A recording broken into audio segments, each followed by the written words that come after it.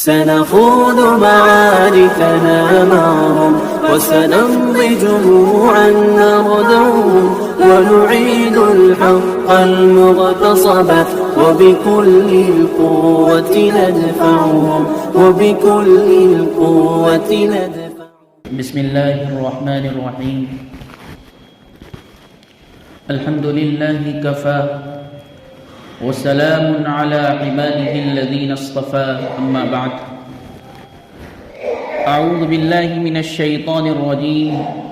بسم الله الرحمن الرحيم. يا أيها الذين آمنوا قوا أنفسكم وأهليكم نارا وقودها الناس والحجارة. وقال النبي المحترم صلى الله عليه وسلم: ما نحل والد ولدا من نحل أفضل من أدب حسن. صدق الله العظيم وصدق رسوله النبي الكريم ونحن على ذلك لمن الشاهدين والشاكرين والحمد لله رب العالمين. قابل احترام بزرگوں اور عزیز دینی بھائیوں،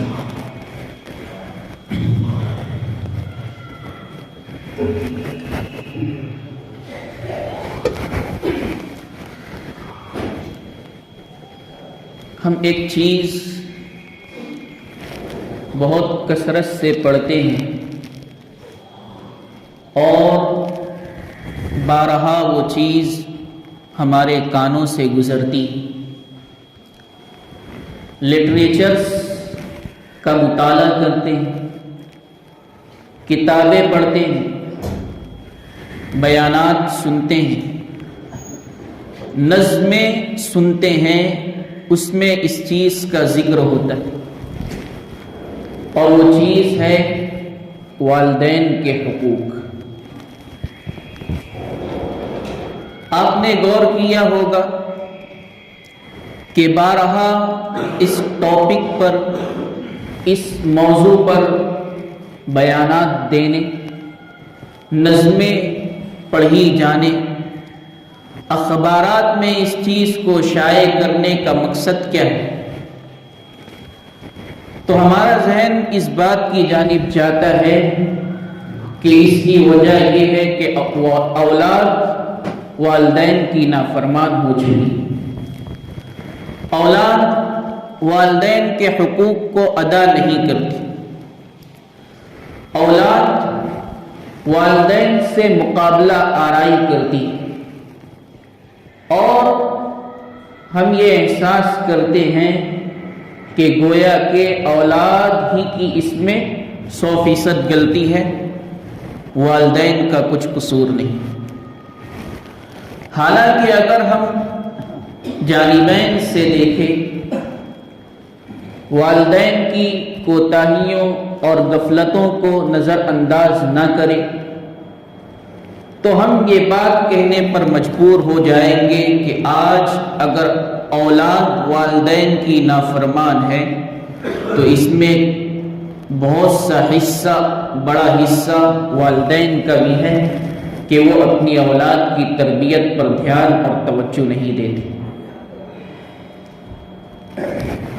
یہ کیسی بات ہے کہ ہم والدین اپنے حقوق کی تو بات کرتے ہیں، ہم اولاد سے اپنی اطاعت اور خدمت لینا یہ تو تصور رکھتے ہیں، لیکن جہاں ہماری جانب سے ہم پر جو حقوق عائد ہے اس کا مسئلہ آتا ہے تو اس کے سلسلے میں غفلت برتتے ہیں. بہت سے والدین یہ سوچتے ہیں کہ والدین پر اولاد کے لیے کوئی حقوق نہیں. حالانکہ اگر یہ تصور، یہ ذہن بنا ہوا ہو کہ خدمت اور حقوق کو ادا کرنا صرف اولاد پر لازم ہے، والدین پر حقوق کی ادائیگی لازم نہیں، تو یہ ذہنیت خراب ہے، یہ تصور بالکل غلط ہے. ہم صحابہ کرام کی زندگی دیکھے، حضرت امیر المؤمنین حضرت عمر بن خطاب رضی اللہ تعالی عنہ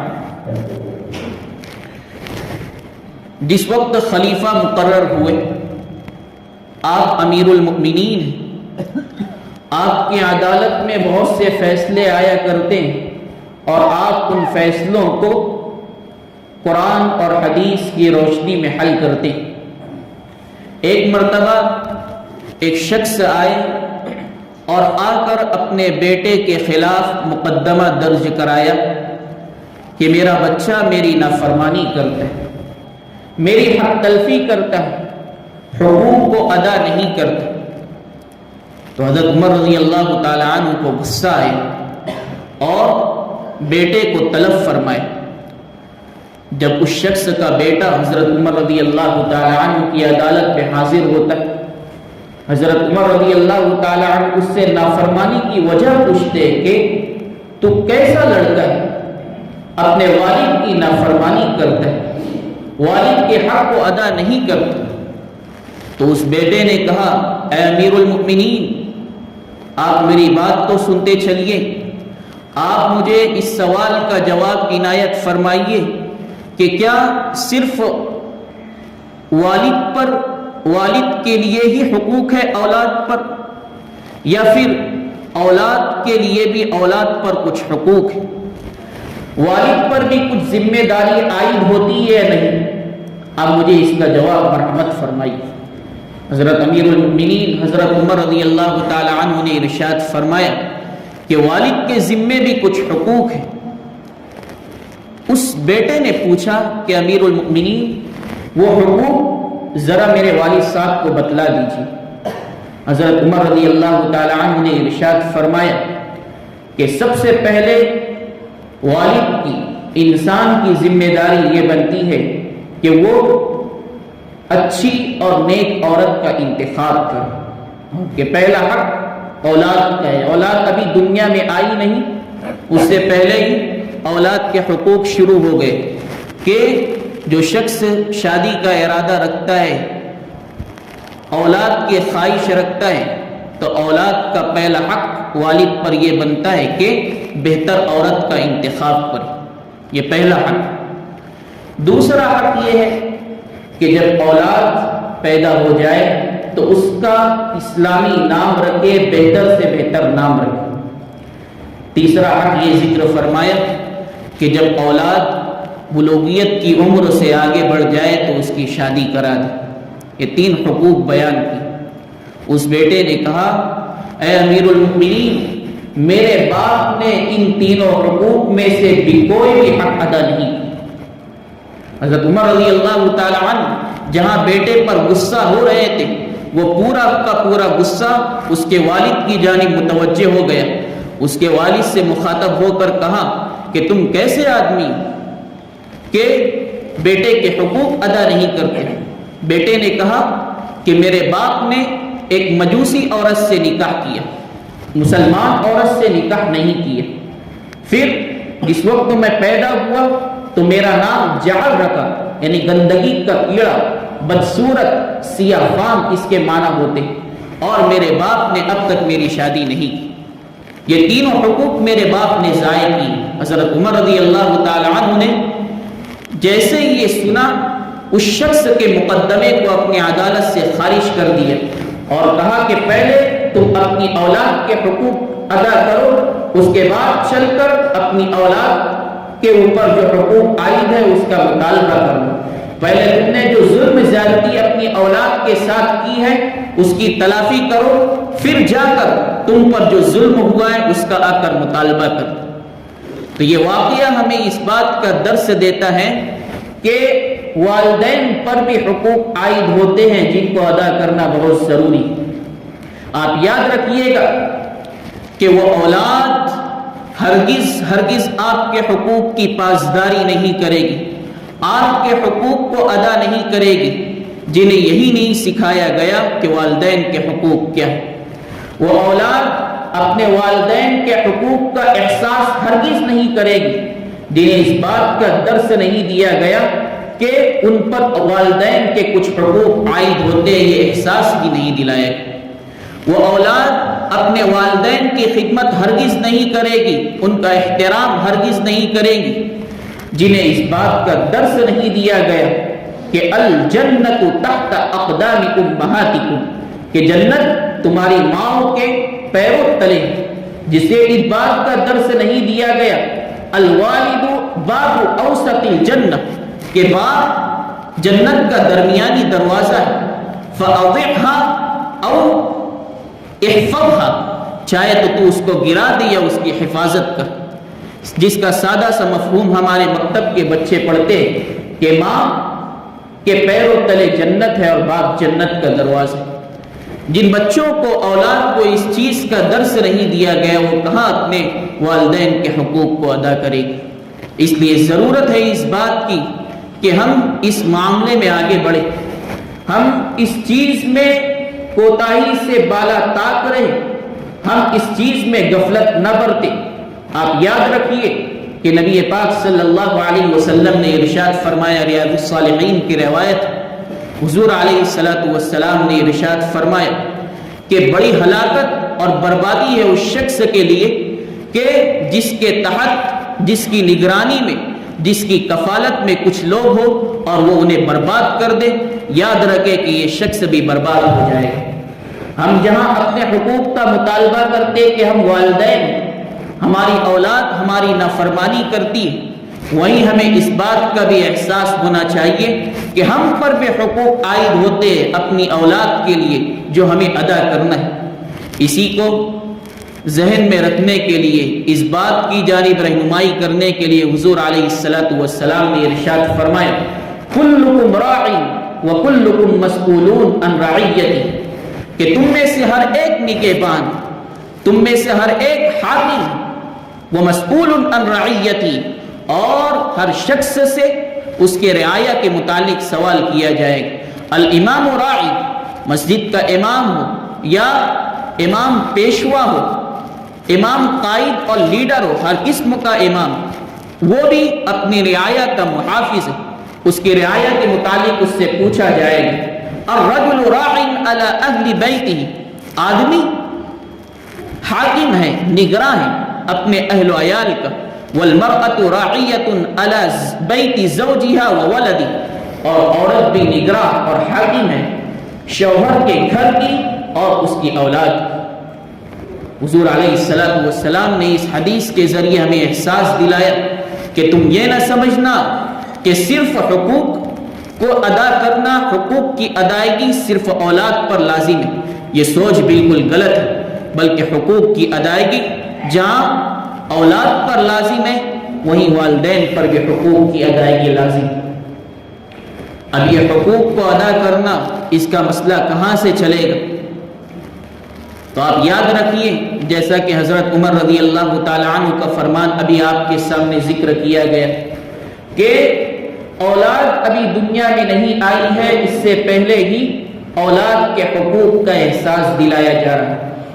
فرمایا کہ انسان نکاح کرنا چاہتا ہے تو بہتر سے بہتر نیک صالح عورت کا انتخاب کرے، اس لیے کہ بچے کے بننے اور بگڑنے میں والد سے زیادہ والدہ کا کردار ہوتا ہے۔ والدہ کے اثرات بہت زیادہ بچے کی جانب منتقل ہوتے ہیں، اور پھر یہی اولاد اگر نیک صالح ہوگی تو آپ یاد رکھیے کہ نیک صالح اولاد دنیا میں نیک نامی کا باعث، مرنے کے بعد صدقہ جاریہ، اور آخرت میں آپ کے کالر کو اونچا کر دے، آپ کو بلند مقام تک پہنچائے گی، یہ اولاد ہوتی۔ اسی لیے حضور علیہ السلام نے ارشاد فرمایا، اذا مات الانسان انقطع عنہ عمل، کہ انسان جب اس دنیا سے چلا جاتا ہے، وفات پا جاتا ہے، انتقال کر جاتا ہے، تو اس کے اعمال کا دروازہ بند ہو جاتا ہے۔ ہاں، 3 عمل ابھی بھی جاری رہتے۔ پہلا عمل صدقۃ جاریہ، اس نے کوئی ایسا نیک کام کیا ہے جس کا ثواب جاری رہنے والا ہے۔ مثال کے طور پر مسجد بنا دی، اب لوگ اس میں نماز پڑھیں گے، اسے اس کا ثواب ملتا رہے گا۔ مسجد کی تعمیر چل رہی ہے، اپنا کچھ حصہ لگا دیا، مسجد میں لوگ نماز پڑھ رہے ہیں، اسے اس کا ثواب ملتا رہے گا۔ مدرسے میں اپنا کچھ پیسہ لگا دیا، مدرسے میں بچے تعلیم حاصل کرتے ہیں اسے ثواب ملتا رہے گا. مسافر کھانا بنا دیا, مسافرین وہاں قیام کرتے ہیں, ثواب ملتا رہے گا. رفائی کام کر دیا, سڑکیں بنا دی جس پر لوگ آسانی اور سہولت کے ساتھ سفر کرتے گزرتے ہیں, اسے ثواب پہنچتا رہے گا مرنے کے بعد. صدقہ جاری. وعلم ينتفع به, اس نے کوئی کتاب تصنیف کر دی, اس نے کوئی ایسا بیان کیا تھا جو آج تک سنا جا رہا ہے, لوگ اس سے فائدہ اٹھا رہے ہیں. یہ ایسا علم ہے جس سے فائدہ اٹھایا جاتا رہے گا تو اسے مرنے کے بعد بھی اس کا ثواب ملے گا. اور تیسرے نمبر پر ارشاد فرمایا وَوَلَدٌ صَالِحٌ يَدْعُو لَهُ, تیسرا ثواب جو مرنے کے بعد جاری رہتا ہے, نیک صالح اولاد ہے جو مرنے کے بعد بھی انسان کے لیے دعا کرتی. تو یہ ثواب جاری رہتے ہیں. تو ہماری کوشش یہ ہونی چاہیے کہ ہماری نسل, ہماری آنے والی اولاد نیک صالح اسلام کے سانچے میں ڈھلی ہوئی, وہ ہمارے لیے مرنے کے بعد صدقہ جاریہ کا درجہ رکھے, سبب بنے. ایسی اولاد ہم بنا کر جائیں. تو اس کے لیے اولاد کے حقوق میں سے پہلا حق یہ بیان کیا گیا کہ انسان نیک عورت کا انتخاب کرے. اس کے بعد جب بچہ پیدا ہو جائے تو دوسرا حق یہ بیان کیا گیا ہے کہ اس کے دانے کان میں اذان, بائیں کان میں اقامت کہی جائے. آپ یاد رکھیے, بچے کے کان میں اذان, دوسرے کان میں اقامت کہا جانا کس چیز کی نشاندہی کرتا ہے؟ اس بات کو بتلاتا ہے کہ کپڑا اچھے سے اچھا بعد میں آئے گا, روٹی, کھانے, دانے, دودھ کا انتظام بعد میں ہوگا. پہلے بچے کے کانوں میں اس خالق کی کبریائی ڈالی جائے گی, اس خالق کی بڑائی ڈالی جائے گی, اس خالق کا پیدا کرنا ڈالا جائے گا جس نے اس بچے کو وجود دیا ہے اور دنیا میں لایا. اس خالق کی کبریائی ڈالی جائے گی جس نے اس بچے کو ماں کے پیٹ کے اندر 9 مہینے اس کے غذا کا انتظام کیا. وہی درس اسے پھر سے یاد دلایا جائے گا کہ بچے, جس خالق کی, جس اللہ کی کبریائی تیرے کان میں ڈالی جا رہی ہے, آگے چل کر تو اس اللہ کو بھول مت جانا. وہی تیرا خالق ہے, وہی تیرا مالک ہے. آج اذان اور اقامت کہی جا رہی ہے, اب اس کی نماز جنازہ جب تو اس دنیا سے جائے گا اس وقت پڑھی جائے. یہ دوسرا حق بنتا ہے والدین. تیسرا حق یہ بنتا ہے کہ والدین اپنے بچے کا بہتر سے بہتر نام رکھیں, اسلامی نام رکھیں. آج یہ ہوتا ہے کہ ہم اپنے بچوں کا نام کوئی پرویز نام رکھتے ہیں. آپ کو معلوم ہے کہ پرویز کون تھا؟ پرویز وہ شخص ہے کہ جب حضور علیہ السلام مدینہ منورہ میں تھے اور آپ علیہ السلام کو فتوحات حاصل ہوئی تو آپ نے اپنا مکتوب نامہ اسلام کی دعوت مدائن کی طرف بھیجی, جسے آج ایران سے یاد کیا جاتا ہے. ایران کی جانب بھیجا. ایران میں یہ پرویز بادشاہ تھا. جب آپ علیہ السلام کا مبارک مکتوب اس کے پاس پہنچا تو اس گستاخ نے حضور علیہ السلام کے مکتوب کو پھاڑ دیا. اور آج مسلمان ہے کہ اس گستاخ جس نے حضور علیہ السلام کے مکتوب کو, خط کو پھاڑا تھا, اس کے نام پر اپنی نسلوں کا نام رکھتے اور نہ جانے کیسے کیسے نام رکھتے, اور یہ چاہتے ہیں کہ بالکل لیٹسٹ نام ہماری اولاد کا پڑے. ایسا نام میں رکھوں جو آج تک کسی نے نہیں رکھا. آپ یاد رکھیے کہ ناموں کا بڑا اثر پڑتا ہے. ہمارے پاس کتنے اچھے اچھے نام ہیں. حضور علیہ السلام کے 99 نام میں سے آپ نام رکھیے, صفات میں سے نام رکھیے. صحابہ کرام کے جو نام تھے ان ناموں پر اپنی اولاد کے نام رکھیے. جو ہمارے اسلاف گزرے, بڑے بڑے اولیاء گزرے, ان کے ناموں پر اپنے اولاد کے نام رکھیے. پھر دیکھیے کیسے نام کے اثرات پڑتے. ہاں بعض مرتبہ ایسا ہوتا ہے کہ نام ہوتا ہے بڑا اچھا لیکن وہ اس بچے کے کارنامے اچھے نہیں ہوتے, تو ہم یہ سمجھتے کہ نام کا الٹا اثر پڑ رہا ہے. حالانکہ اس میں بھی اگر دیکھا جائے تو اسی چیز کا فقدان ہوتا ہے, اسی چیز کی کمی ہوتی ہے جس موضوع پر ہمارا بیان چل رہا ہے کہ تربیت اولاد کے سلسلے میں ہم بڑے پیچھے. غلطی اور کوتاہی کہیں اور سے آتی ہے اور قصور ہم کہیں اور نکالتے ہیں، یہ ہماری سب سے بڑی غلطی۔ تو تیسرا حق یہ بیان کیا گیا کہ اولاد کا بہتر سے بہتر نام رکھیں۔ ایک اور چیز ہے جسے تحنیک سے یاد کیا جاتا ہے۔ تحنیک کا مطلب یہ ہوتا ہے کہ بچے کے منہ میں سب سے پہلا لقمہ کھجور چھوارا اسے آپ کسی بزرگ، کسی اللہ کے ولی کے پاس لے جائیں، وہ اپنے منہ میں اسے چبائیں گے اور آپ کو دے دیں گے۔ پھر یہی کھجور اور چھوارا آپ اپنے بچے، پیدا ہونے والے بچے کی زبان پر رکھ دیں، اسے صرف رکھ کر نکالنے یہ بھی کافی ہے، اسے کھلانا ضروری نہیں، وہ کہاں کھا سکتا ہے۔ یہ تحنیک کا عمل، یہ بھی بڑا مبارک عمل ہے، اور اس عمل کے برکات بھی دیکھے گئے ہیں کہ جس بزرگ کے ذریعے آپ تحنیک کرائیں گے، آپ کے بچے کے اندر اس بزرگ کی صلاح، نیکی، تقوی، زہد منتقل ہوگی انشاءاللہ تعالی۔ تو اس عمل کو بھی کر لیا کر۔ اور پھر اس کے بعد کا جو حق ہے وہ ہے والدین کی جانب سے تعلیم و تربیت۔ والدین کی جانب سے تربیت بڑا نازک مرحلہ ہے، اتنا نازک مرحلہ ہے، لیکن جتنا نازک یہ مرحلہ ہے اتنی زیادہ غفلت ہماری جانب سے پائی جاتی۔ آپ دیکھیے نبی پاک صلی اللہ علیہ وسلم حضرت حسن رضی اللہ تعالی عنہ کتنے محبوب، حضور علیہ السلام منبر پر خطبہ ارشاد فرما رہے ہیں، حضرت حسن رضی اللہ تعالی عنہ مسجد کے دروازے سے اندر آتے ہیں، آپ علیہ السلام منبر سے اترتے ہیں اور بوسہ لیتے۔ آپ اسے جمعہ کا خطبہ نہ سمجھیے، خطبے کے معنی بیان کے بھی ہوتے، بیان ہو رہا ہوگا۔ حضور علیہ السلام اترے اور اپنے بچے کو، اپنے نواسے حضرت حسن رضی اللہ تعالی عنہ کو بوسہ لیا۔ حضور علیہ السلام اپنے کندھے پر بیٹھا کر انہیں بہلاتے تھے، کھلاتے تھے۔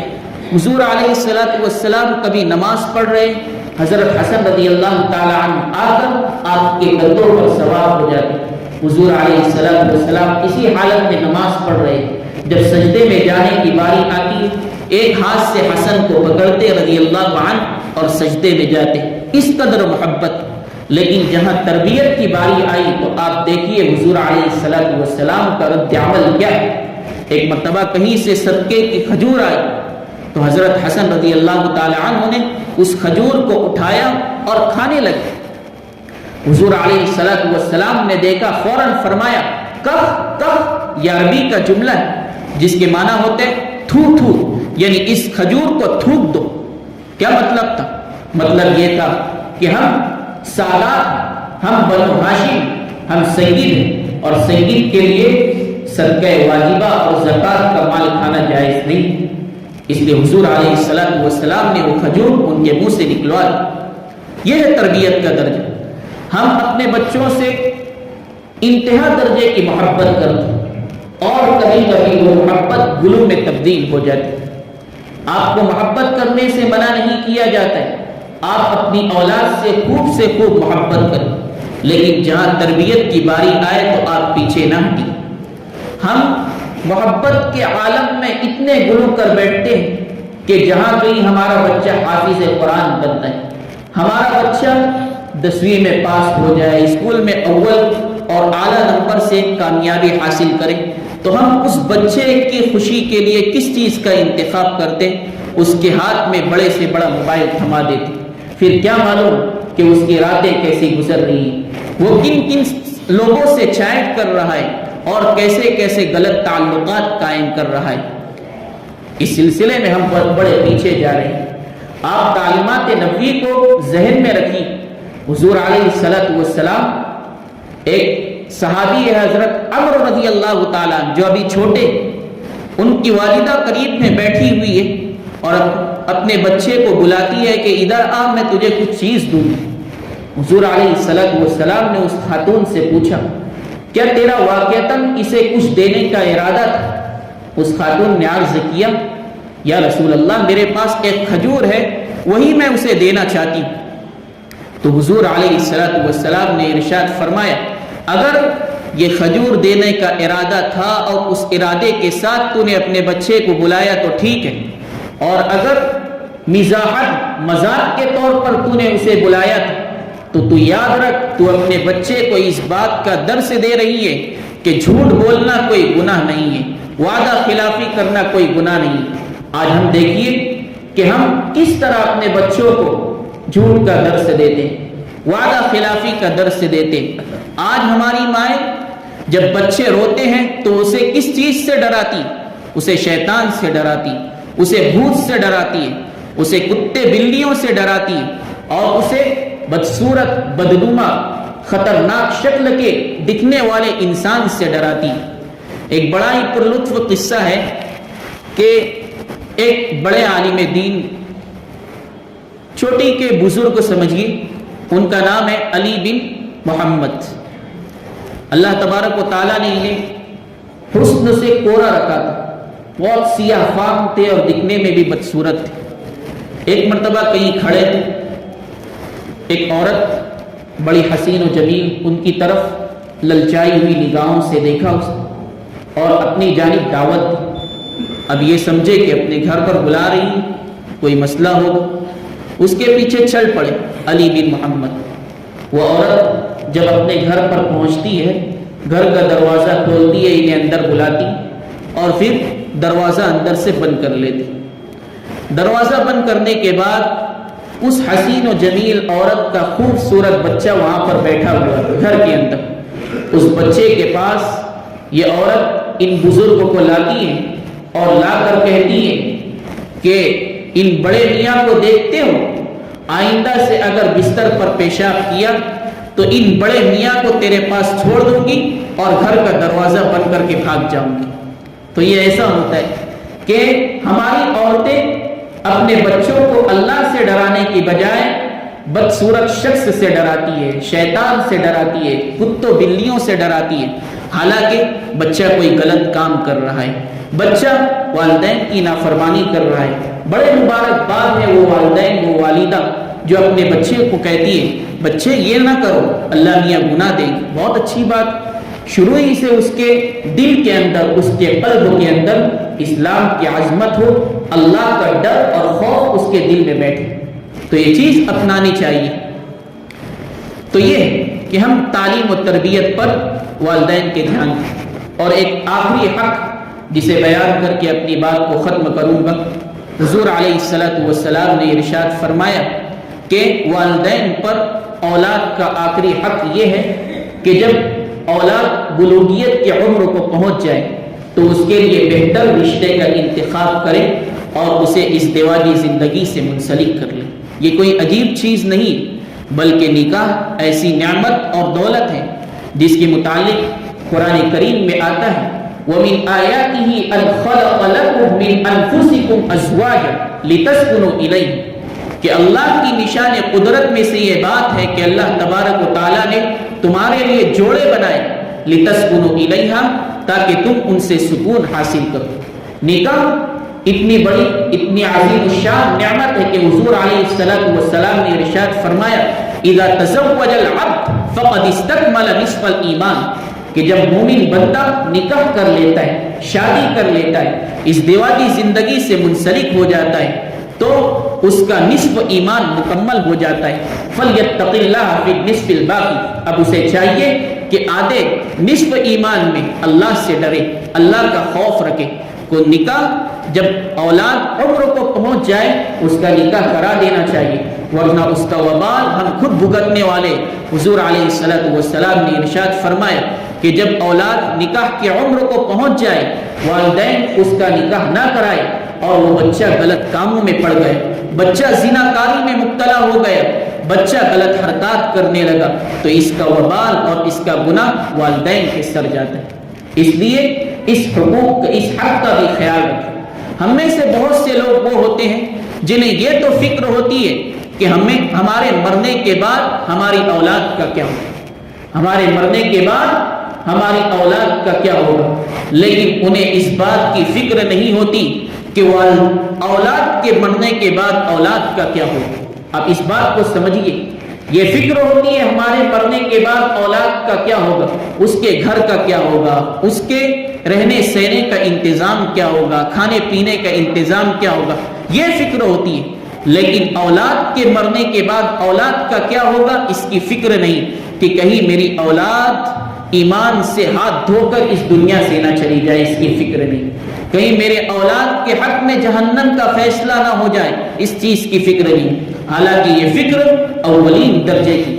یہ ہمیں فکر کرنی چاہیے کہ میرا بچہ جب اس دنیا سے جائے تو وہ اسلام کو اپنے ساتھ لے کر جائے، ایمان کو اپنے ساتھ لے کر جائے، وہ حضور علیہ السلام کی اطاعت اور فرما برداری والے کام کر کے اس دنیا سے جائے، اللہ تبارک و تعالیٰ کی اطاعت اور فرما برداری والے کام کر کے جائے، قرآن پاک پر عمل